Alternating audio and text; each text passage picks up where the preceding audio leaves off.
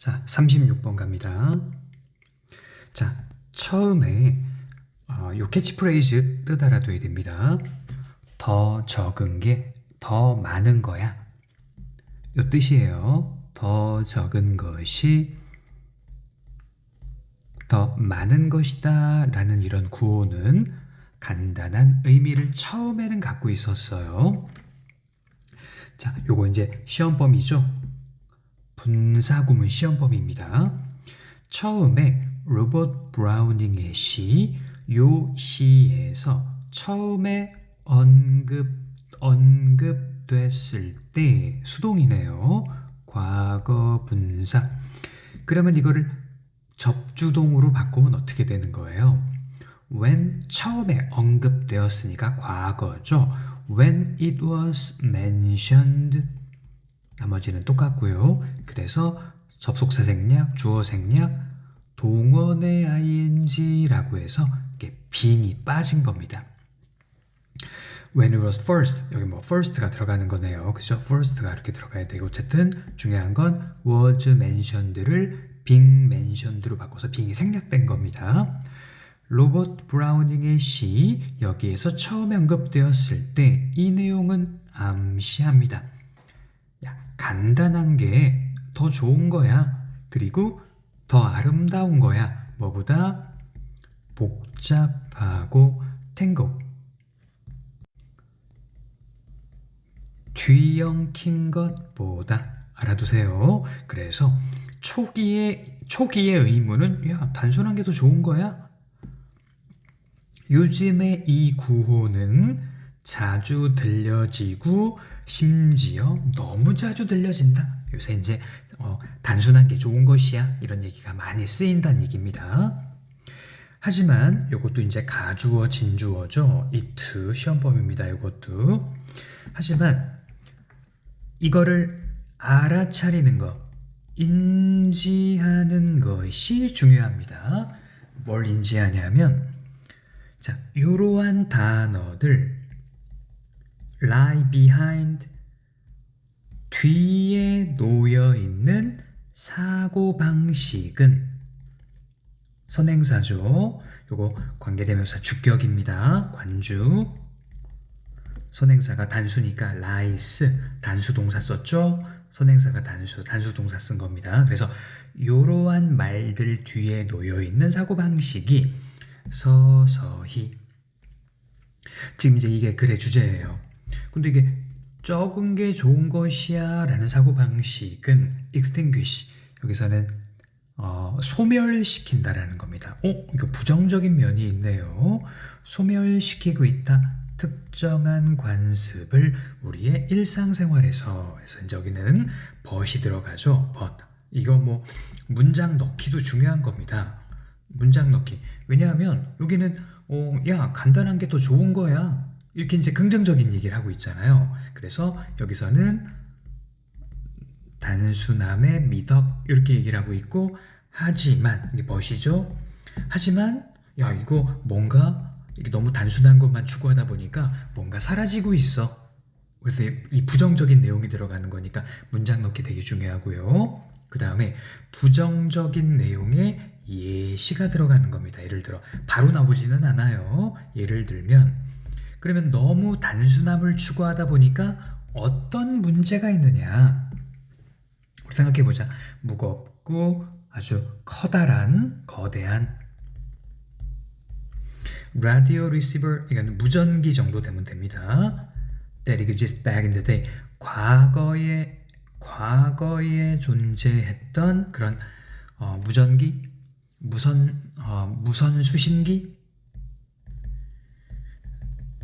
그래서 어쨌든 옛날에는 엄청 어땠어요? 거대했습니다. 그래서 이제 이거를 점점 조그맣게 줄였다는 얘기죠. 다시 한번 갑니다.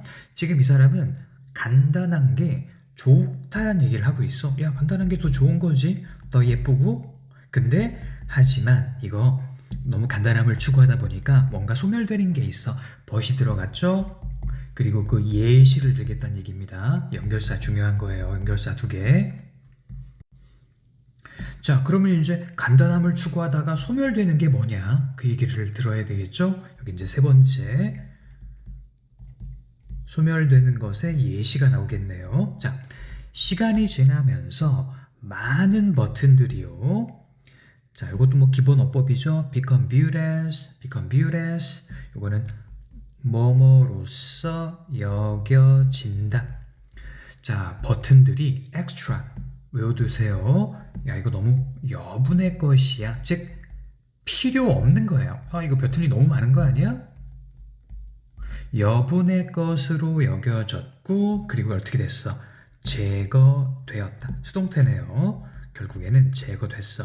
이 과거에 거대한 무겁고 거대한 무선 수신기가 있었는데 버튼이 지금 어땠어?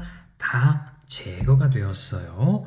그런데 이러한 reduction, 여기는 축소, reduce, 이러한 축소와 함께 이 장치는 이렇게 발전되었다.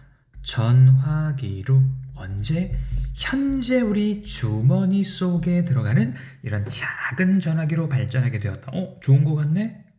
그런데 자, 물체의 scale, 크기는 더 작아졌고요. function, 자, 물체 크기는 작아졌어. 근데 function the buttons, 버튼의 기능들은 뭐 버튼은 다 사라졌겠죠? 걔네들은 어떻게 됐어요?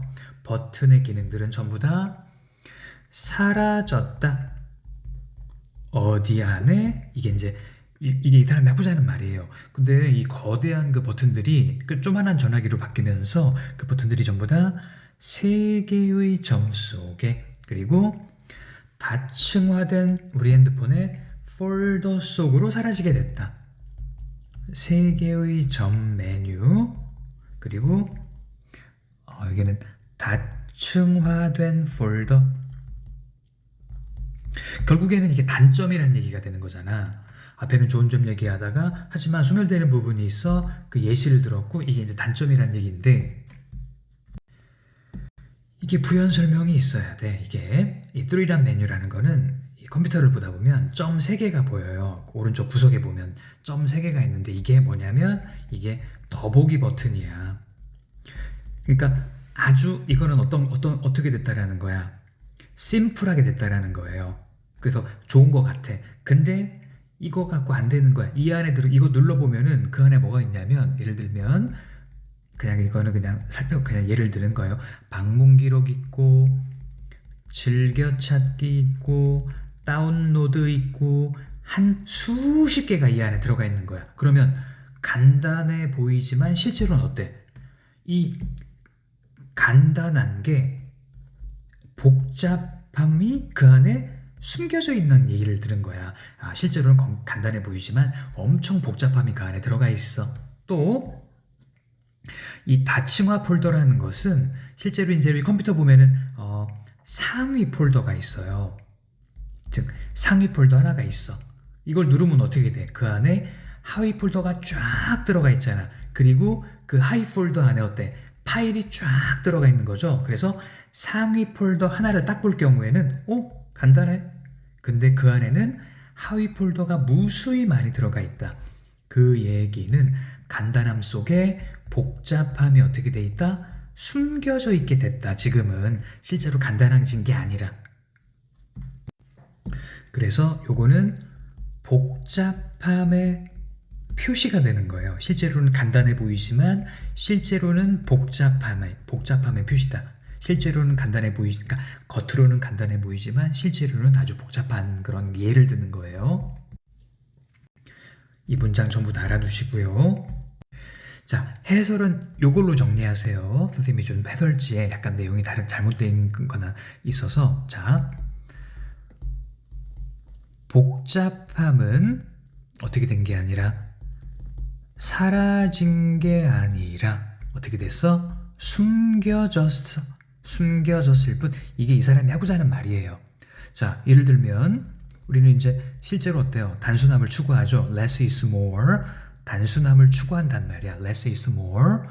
근데 그래서 결국에는 이게 단순해진 것 같지만 실제로 복잡함은 어떻게 된 거야? 그냥 숨겨져 있을 뿐. 복잡함은 숨겨짐 이렇게 된 거고, 그 예로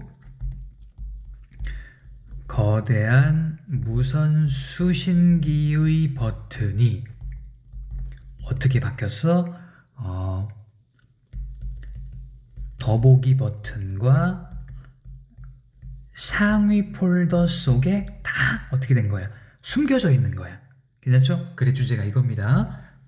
복잡함은 사라진 게 아니라 숨겨져 있을 뿐, 그 숨겨진 방식이 이 두 개가 들어가서 그 예시가 들어가는 거예요. 안에 숨겨진.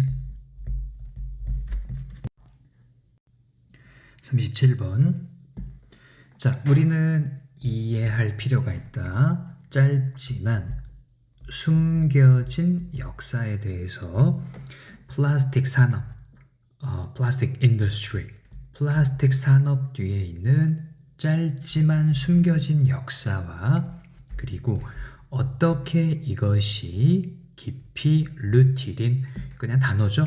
become rooted, 어디에 깊이, deeply니까 깊이까지 들어가네. 깊이 뿌리내리다. 우리의 일상에 어떻게 이것이 깊이 뿌리를 내리게 되었는지 이 두 가지, 이 목적어예요. 의주동이 명목이잖아. 의주동은 명목, 목적어로 쓰는 겁니다. 그래서 역사도 알아야 되고 어떻게 우리가 일상 속에 깊이 뿌리를 내렸는지 이거 이해해야 돼. 플라스틱 전에 사람들은 훨씬 더 어떻게 살았어? 지속 가능하게 살았지.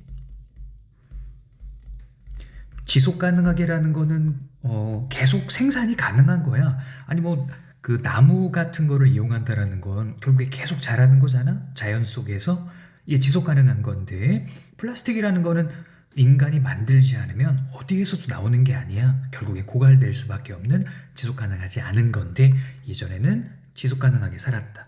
어때? 훨씬 더 적은 쓰레기 문제, 훨씬 더 적은 쓰레기 문제로 지속 가능하게 더 지속 가능하게 살았다. 오늘날 우리가 직면한 것보다 예전이 더 지속 가능했단 얘기죠. 자, 여기는 이제 순서 배열도 있지만 다 연결사가 들어가요. 아주 중요한 겁니다. 자, 예전에는 어떻게 살았어?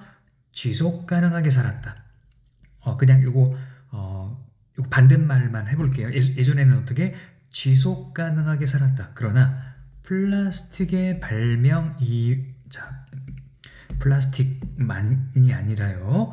플라스틱의 발명 그리고 2차 세계대전 동안 플라스틱에 대한 빠른 채택 그리고 소비자 제품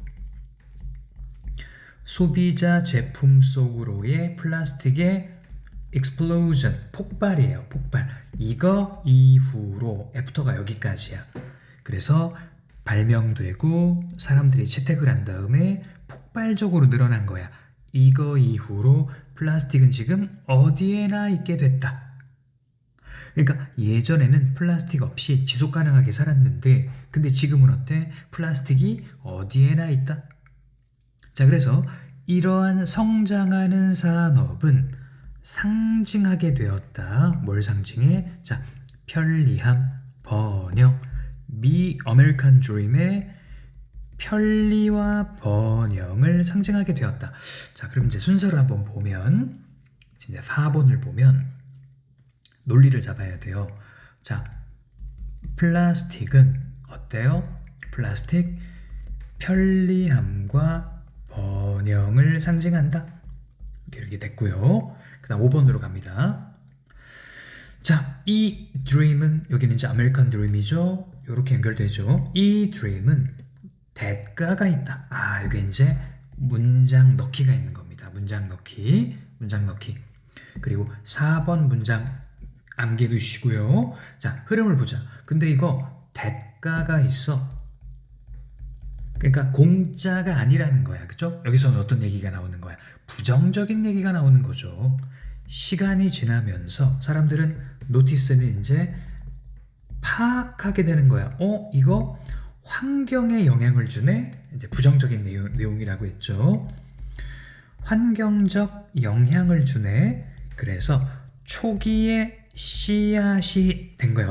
어떤 씨앗이냐면 오늘날의 환경운동에 대한 초기 씨앗이 이때 심어지게 된 거야. 그래서 이제 5번으로 가면 여기 5번 문장이에요. 이거 4번, 5번 이렇게 하는 겁니다. 근데 이거 대가가 따라 플라스틱이라는 거는 대가가 따라 어떤 대가? 환경에 영향을 주네? 플라스틱은 썩지가 않아. 그래서 환경에 영향을 줘요. 자, 또 연결사 있네요. 자, 하지만 환경에 영향을 줘. 여기는 또 부정적인 얘기가 나오죠? 네, 부정적 얘기가 나옵니다. 하지만 플라스틱 산업들은 이거 기업들이에요. 플라스틱 기업은 빠르게 뭐 하고 있다?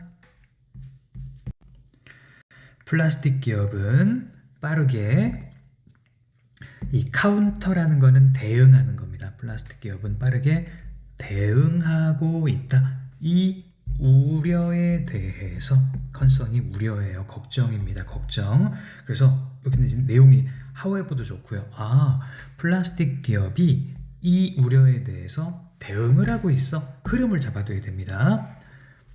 캠페인을 시작하면서 분사구문이죠. 요거 문장 전체 암기해 두시고요. however도 연결사 시험 문제입니다. 이거 부정적인 환경에 영향을 주는 부정적인 면이 있는데 그런데 어때? 하지만 기업들이 이 우려에 대해서 빠르게 대응하기 시작했어. 캠페인을 시작하면서 어떤 캠페인이야? 야, 재활용하면 돼. 재활용을 제시하는 캠페인. 뭐로써? 해결책. 뭐에 대한? 이 모든 문제에 대한 해결책으로서 재활용을 제시하는 캠페인을 시작하면서 문장 연결. 자, 그래서 이제 6번 7번이네요. 7번 문장입니다. 밑에 여기 7번. 여기 7번이야. 그래서 이제 7번으로 가면 그러나 이 연결사 시험 문제예요. 환경에 영향을 끼치는 부정적인 면이 있는데 그러나 기업은 뭘로? 재활용 운동을 시작하면서 그 개인에게 책임을 떠넘긴다. 개인에게 책임을 넘기고 있다. 그게 그 뒷내용입니다. 자, 기업들은 이러한 아이디어를 밀어붙이고 있다. 어떤 아이디어냐면요. 야, 오염은 말이야. 소비자 잘못이야. 뭐가 아니라 기업의 잘못이 아니라 플라스틱을 시장 속에 범람시키는 플러딩이라는 거 홍수죠. 범람시키는 그래서 시장을 플라스틱으로 범람시키는 기업이 아니고요. 소비자의 잘못입니다. 이게 이제 기업이 주장하는 논리입니다. 됐죠? 이 논리를 기억하셔야 됩니다. 자, 38 글이 어렵죠. 이게 이제 토마스 쿤의 패러다임 쉬프트라는 글인데 아주 철학적이고 어렵습니다. 자, 쿤이 제시한 것처럼 우리의 명제 세계는 패러다임 속에 다시 명제 세상에 대한 우리의 명제는 이거는 be embedded within은 어디에 박혀 있다. 세상에 대한 우리의 명제는 어디에 박혀 있냐면 패러다임이라는 거 안에 박혀 있다. 세상을 보는 우리의 명제는 패러다임 속에 박혀 있어. 즉 패러다임이라는 게 뭐냐면 인터릴레이트에는 상호 연결된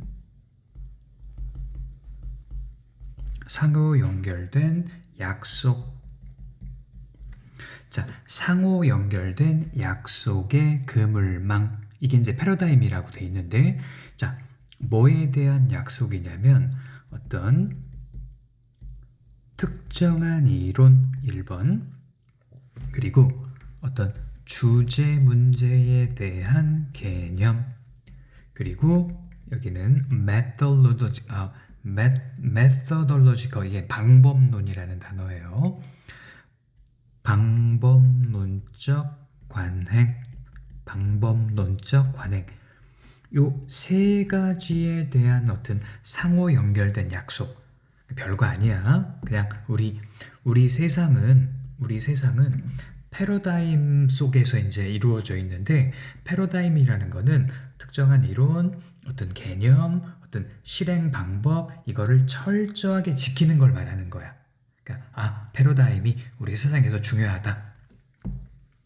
그러므로 과학자가 연구를 수행할 때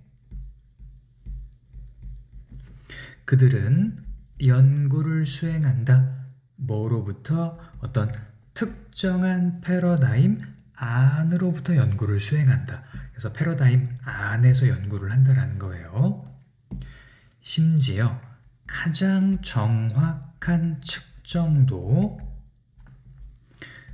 대략 sensible, 요거는 이제 사리에 맞는 가장 정확한 측정도, 사리에 맞아. 어디로부터? 패러다임 안으로부터 봐야 이해가 되는 거야. 이제 여기는 패러다임의 예시입니다. 예를 들면 한번 우리가 현미경을 한번 살펴봐. look into. 현미경, look into. 현미경을 들여다봐. 자, 이거 주어네요. 자, 이거 주어입니다. 다시 주어. 자, 현미경을 한번 보는 것은 tells you, 여러분에게 아무것도 말을 해주지 않아요. 자, 이거 문장 암기해 두시고요. A look into microscope. 자, 현미경을 한번 들여다보는 것은 아무것도 말해주는 게 없어. 만약 여러분이 이미 정보를 받지 않는다면 뭐에 대해서? 이 기구의 본질에 대해. 첫 번째, 이 기구의 본질에 대해. 두 번째, 여러분이 무엇을 보도록 되어 있는가? 이 be supposed to는 뭐뭐 해야 한다 라는 뜻이니까요. 여기서는 여러분이 무엇을 보아야 하는가? 이 두 가지, 이게 두 가지입니다. 의주동이에요. 이 두 가지에 대해서 정보를 공급받지 않는다면 현미경을 한번 딱 보는 게 큰 의미를 말해주질 않아요. 예를 한번 들어보겠습니다. 그러니까 현미경은 세포를 보여주잖아. 그걸 딱 봤을 때 우리가 이해를 할 수 있을까? 이해를 못하죠. 나뭇잎을 눈으로 볼 때와 현미경을 딱 보면 이제 그 세포를 보니까 이게 뭔지를 알 수가 없단 말이에요. 그래서 현미경으로 세포를 봤을 때 현미경은 세포 단위로 보여주는 거야. 그래갖고 너는 아주 이상한 어떤 무늬를 보게 될 거야. 이런 식의 사전 정보가 필요하다는 거야. 그러니까 요거가 사실은 요게 패러다임 얘기예요. 야, 이 현미경은 세포까지 보여줘. 그래서 너는 아주 이상한 걸 보게 될 거야. 요거를 요 부분을 뭐라고 표현하는 거? 요 부분을 패러다임이라고 하는 거예요. 그래서 현미경에 대한 패러다임을 우리가 정보를 공급받지 않으면 사실 현미경을 통해서 얻는 게 별로 없다. 이렇게 해놓고요. 자, 여기 이제 들어가는 겁니다. 그러므로 우리가 과학에서 중요한 어떤 진보다라고 우리가 부르는 것은 주어죠. 왓절 주어입니다. 이만큼 주어예요. 이것은 사실 움직임, 뭐로부터? less to. 이것도 문장 하나 알아두십시오. 그래서 과학에서 중요한 진보다라고 부르는 것은 덜 정확한 거에서 더 정확한 패러다임으로, 덜 정확한 패러다임에서 더 정확한 패러다임으로 움직이는 게 아니야. 이것도 내용이 어렵죠. 현미경을 봤을 때 현미경에 대해서 설명을 들은 사람과 설명을 안 들은 사람이 하나는 덜 정확하고 하나는 더 정확하다는 게 아닌 거야. 그냥 현미경에 대해서 모르고 보는 사람과 현미경에 대해서 알고 보는 사람, 그 방식의 차이만 있다는 얘기를 하는 거예요. 그래서 연결사 오히려 여기에 이제 그 내용이 들어가는 거예요. 현미경을 통해서 보는 게 통해서 보는 게 덜 정확에서 더 정확으로 가는 게 아니라는 거야. 여기다 요거 하나 추가해 놓으세요. 요거를 vertical shift라고 이해하면 돼요. 수직적 이동이에요. 요거는 이제 질적 이동을 말하는 거예요. 이 질적 이동을 말하는 게 아니고 오히려 해서 덜 정확, 더 정확한 어떤 질적 이동, 즉 수직적 이동이 아니고, 자, 느낌표 오히려 이 현미경으로 본다라는 거, 이것은 어떤 이동? 수평적 이동에 가깝다. 네, 이거는 수평적 이동이에요. 수평적 이동이다. 어디에서부터? 세상을 보는 한 가지 방식에서 또 다른 방식으로의 수평적 이동으로 본다. 말이 어렵죠? 그래서 요 앞에 이 horizontal shift하고 뭐하고 이 vertical shift하고 이렇게 비교를 해놔야 됩니다. 수직적 이동이 아니라 수평적 이동에 불과해 어떤 한 가지 방식에서 또 다른 한 가지 방식에서 또 다른 방식으로의 그냥 수평적 이동에 불과한 거야. 쿤에게는 이렇게 해서 새로운 패러다임이 과학자가 있으면 그냥 그가 전에 보던 방식과 어떻게 그냥 다르게만 볼 뿐이다. 네, 이게 이제 이 수직적 이동을 A라고 한다면 수평적 이동의 큰 특징이에요. 기존의 거와 다르게 볼 뿐이다. 질적 변화가 아니라는 거야. 잘 이해가 안 될 것 같아.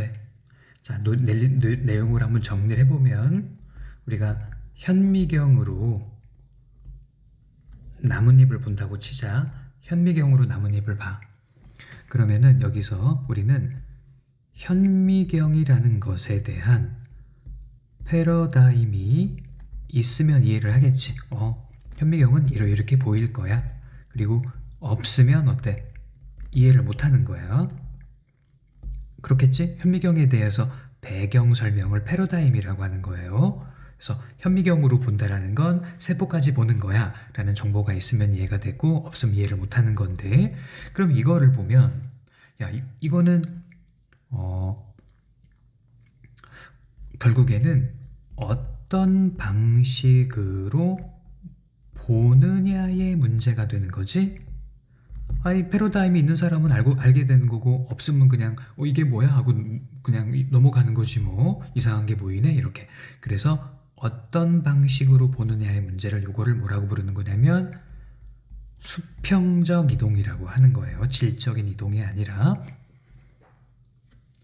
즉 우열의 문제, 이거를 수직적 이동이라고 해볼게요. 정확하냐 안 정확하냐, 이렇게 우열의 문제, 수직적 이동이 아니라 그냥 어떤 방식 선택의 문제야. 나는 현미경에 대해서 그 설명을 들었으니까 이해를 하는 거고, 얘는 설명을 못 들었으니까 뭔지 이해를 못 하는 거고, 그냥 선택의 문제야. 이걸 수평적 이동이라고 하는 거예요. 질적인 문제가 아니라는 거야. 결국에는 패러다임 정보가 있으면 이해, 없으면 이해하지 못해. 그냥 둘 중에 어떤 방식으로 상황을 보느냐, 그뿐이야. 그래서 이게 정확하냐 부정확하냐의 문제가 아니라는 거예요. 이거를 수직적 이동이라고 했지. 이게 아니라 있으면 이해하고 없으면 이해를 못하기 때문에 나는 둘 중에 그냥 수평적으로 선택하게 된다는 얘기지. 질적인 선택이 아니라. 자, 다음 이제 39번. 자, making. 우리가 2번 방문을 할 거야. 어디에? 우리 가장 한 번 방문은 언제 하는 거냐면 추운 온실을 우리 추운 온실 중에 한 군데를 방문할 건데 한 번은 언제 할 거냐면 below zero, 영하의 밤을 지난 새벽에 한 번 방문할 거고 the other, 또 한 번은 몇 시간 뒤에 할 거야. 괜찮지? one the other, 한 번 또 한 번 방문하는 것은, 자, 동명사 시험 문제죠? 네. 이렇게 2번 방문하는 것은 이렇게 제공한다, 단수 동사 썼죠? 즉 영하의 밤을 지나고 새벽에 한 번 방문하고 몇 시간 뒤에 2번째 방문을 하면, 이렇게 2번 방문을 하는 것은 제공한다, 놀라운 아주 놀라운 소개, 뭐에 대한? 겨울 수확물에 대한 놀라운 소개를 제공한다. 그러니까 겨울에 농사를 온실에서 짓는데 새벽에 한번 가고 몇 시간 뒤에 가게 되면 충격적인 소개를 보게 할 수 있다는 거야. 동명사 단수 기억하고요. 자, 새벽 방문 동안에는 during 명사죠. 모든 작물들은 얼어붙어서 아주 단단하게 얼어 있습니다. 그런데 여기서 이제 이것도 동명사 주어네요. 동명사 주어, 들어 올리는 것은 동명사 주어입니다. 내부 커버를 들어 올리는 것은, 네, 여기 동명사도 있고 관계대명사도 있네요. 그런데 이 내부 커버 들어 올리는 것은 어려운 일이야.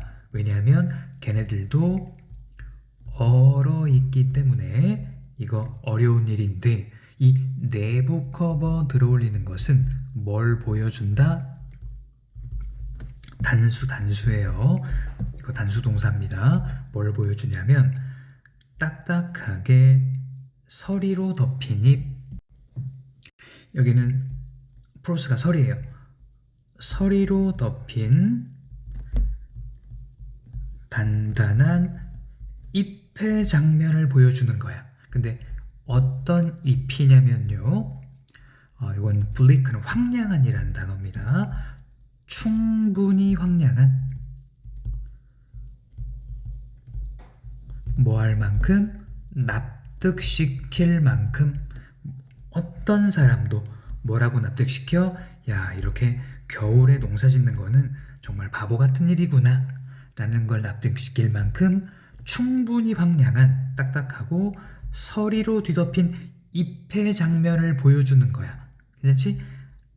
안에 커버를 쫙 들어 올리는 거에, 들어 올리니까 단단하고 서리로 덮인 잎이 딱 나온다는 거야. 근데 어떤 잎이야? 충분히 황량해. 납득시킬 만큼. 야, 이렇게 겨울에 농사 짓는 건 바보나 하는 거구나 라는 걸 납득시킬 만큼 충분히 황량한 잎이야. 자, 여기서는 우리 이제 3번 leaves라고 들어가 있죠. bleak enough to convince, 이렇게 돼 있어요. 영어 문법입니다. 이것도 영어에서 우리가 형용사, 이렇게 형용사 enough to 동원 이렇게 씁니다. 명사가 있겠고요. 형용사 enough to 동원해서 이거 할 만큼 충분히 뭐뭐하다. 그래서 납득시킬 만큼 충분히 황량한 잎이야. 괜찮죠? 뒤에 거 어떤 사람도 납득시킬 만큼 충분히 황량한. 그래서 형용사 enough to는 뭐뭐 할 만큼 충분히 뭐뭐한, 이렇게 해석하면 됩니다. 사람들을 납득시킬 만큼 충분히 황량한 잎, 이렇게 하면 되겠어요. 그리고 여기는 이제 that are 정도가 빠져 있는 거예요. 관주비. 해석 열심히 해석 연습해 보시고, 그래서 이 안 커버를 쫙 들어 올렸더니 단단한 딱딱한 서리로 덮인 잎이 딱 나오는 거야. 자, 그 다음에 이제 어법이 하나가 들어가 있네요.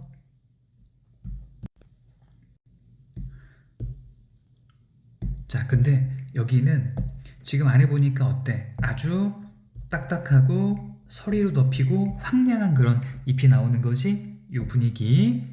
여기 보니까 bleak란 단어 A라고 잡아보고요. 근데 이제 하지만 연결사죠. 이건 뭐 시험에 나왔기 때문에 또 나오진 않겠고요. 몇 시간 뒤에 태양이 온실을 덮이는 거야. 어디로? 여기는 어느 점 이상으로 온실을 덮이고 난 후 두 번째 방문을 하면 놀라운 뭐가 있다? 대조가 있다. 네, 대조. 이게 이제 핵심어죠.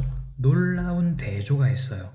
그래서 여기에 이 문장 요거 어법도 있고요. 내부 커버 아래에는 이제 몇 시간 뒤에 해가 뜬 다음에요. 요거 전치사구죠.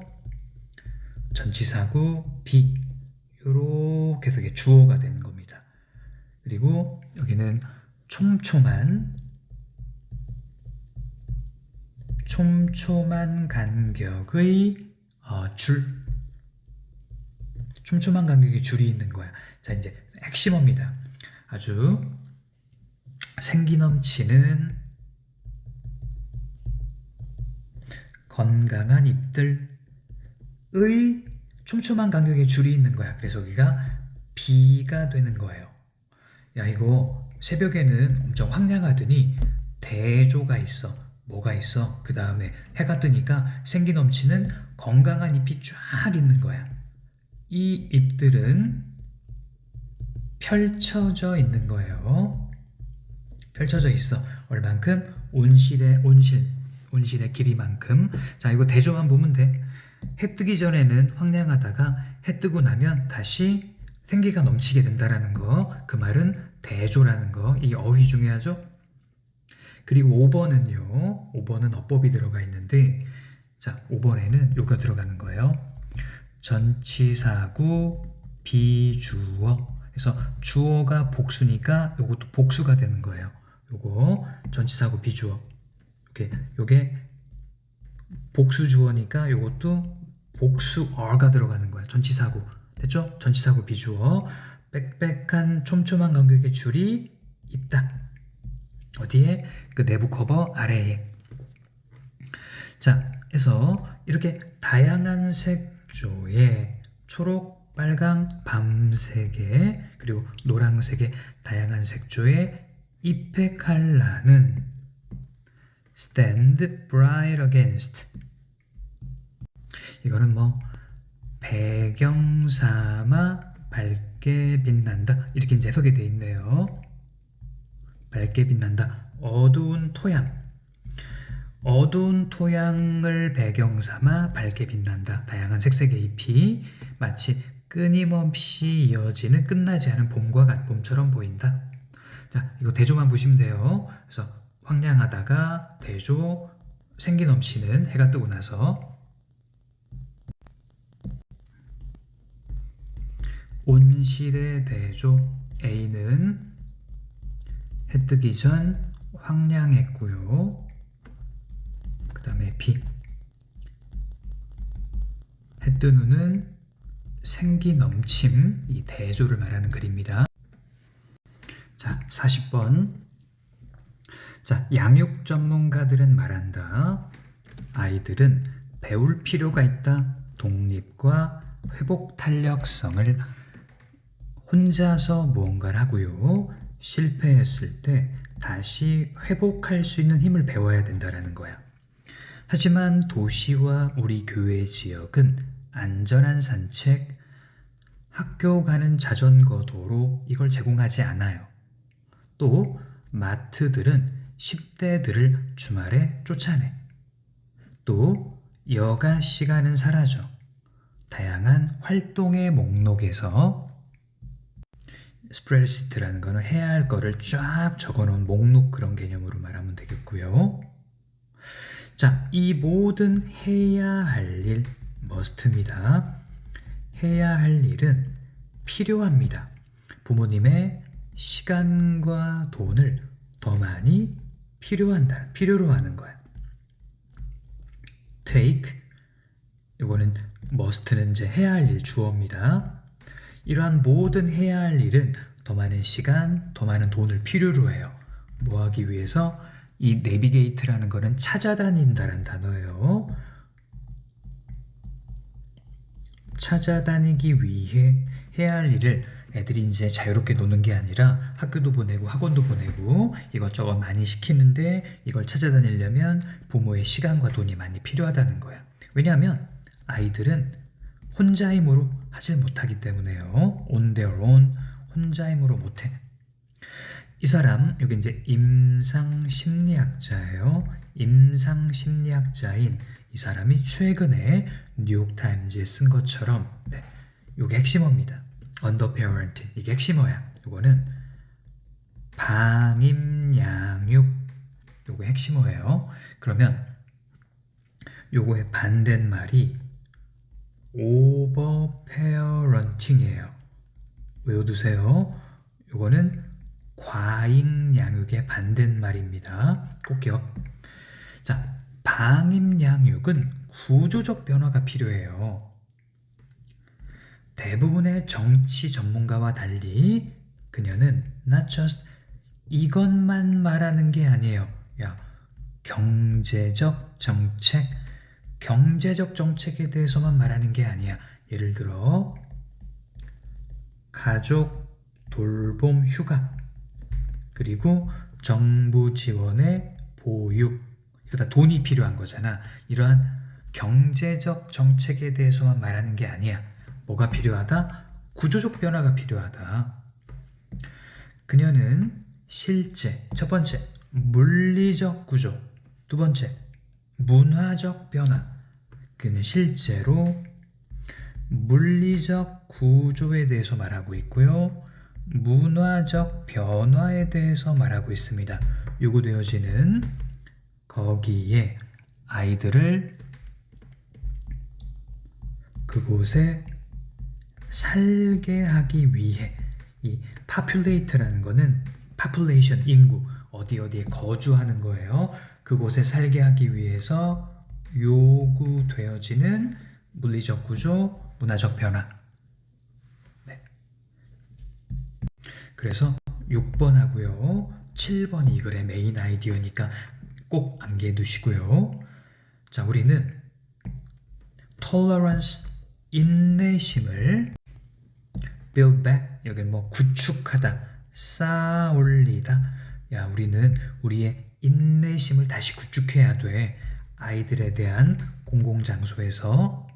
그리고 우리는 안전한 환경을 만들어야 돼. 됐지? 우리는 인내심을 구축해야 되고 안전한 환경을 만들어야 돼. 어떤 환경이냐면 관계부사죠. 가볍게 관리되는 아이. 네, 이것도 메인 아이디어입니다. 심하게가 아니라 가볍게 감독받는 아이들이 자유롭게 돌아다닐 수 있는 안전한 환경. 이게 지금 뭐랑 연결되는 거야? 언더페어런팅이랑 연결되는 거야. 이것도 핵심어가 되는 거예요. 언더페어런팅. 되죠? 가볍게 감독받는 아이도 자유롭게 돌아다닐 수 있는 안전한 환경. 그리고 아이들에 대한 어떤 인내심이라는 거는 문화적 변화. 그리고 물리적 변화라는 거는 안전한 환경. 이 두 가지가 필요하다. 각각 연결해 놓으면 되겠죠? 자, 그래서 이제 연결해 놓으면 느슨한 양육, 선생님 이제 방임 양육이라고 했죠? 방임 양육의 조건, 느슨한 양육, 방임 양육의 조건은 뭐가 있냐면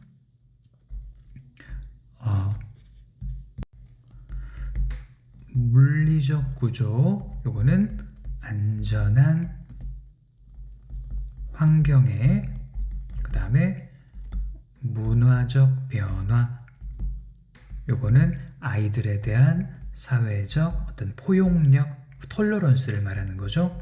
요 두 개가 필요하다. 여기도 이 방임양육이라는 개념 꼭 알아두십시오. 부모들이 많이 개입을 안 한다는 뜻이에요.